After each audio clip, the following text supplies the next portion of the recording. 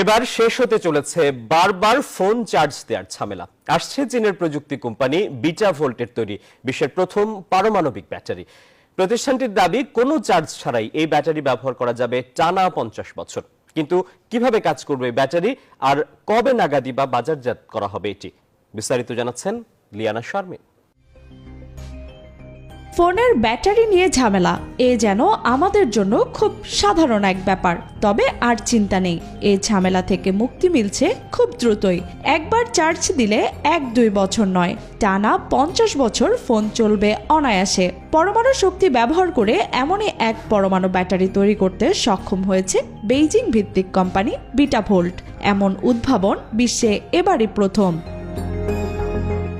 পারমাণবিক শক্তি চালিত ব্যাটারি হলেও নিরাপত্তা নিয়ে কোনো ধরনের শঙ্কা নেই, কারণ সাধারণ ব্যাটারিতে উচ্চ তাপমাত্রায় নিরাপত্তার ঝুঁকি থাকলেও নতুন তৈরি হওয়ায় এই ব্যাটারিতে আগুন ধরবে না কখনোই, থাকবে না কোনো তেজস্ক্রিয়তার ঝুঁকি।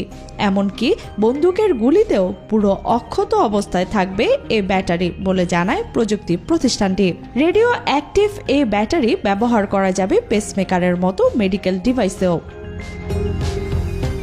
বিটা ভোল্টের দাবি, ধাতব মুদ্রার আকৃতির চেয়ে ছোট মডিউলের মধ্যে 63টি পরমাণু আইসোটোপ বসিয়ে তৈরি করা হয়েছে এই ব্যাটারি। 100 মাইক্রোওয়াট শক্তি এবং 3 ভোল্টেজ শক্তি ব্যবহার করতে পারা এই ব্যাটারি -60 ডিগ্রি থেকে 120 ডিগ্রি সেলসিয়াস তাপমাত্রা কাজ করতে সক্ষম। প্রকল্পটি পাইলট পরীক্ষার পর্যায়ে থাকলেও পরীক্ষা শেষে ফোন ও ড্রোনের মতো যন্ত্রের জন্য ব্যাপকভাবে উৎপাদন করা হবে বলে জানায় বিটা ভোল্ট।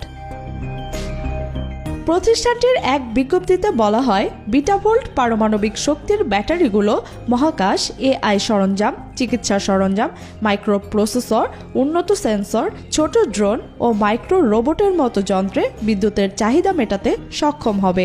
চীনের 14তম পঞ্চবার্ষিকী পরিকল্পনার অংশ হিসেবে দেশটির অর্থনীতিকে আরও গতিশীল করতে 2025 সালের মধ্যেই বাজারে আসতে যাচ্ছে অত্যাধুনিক এই পারমাণবিক ব্যাটারি। লিয়ানা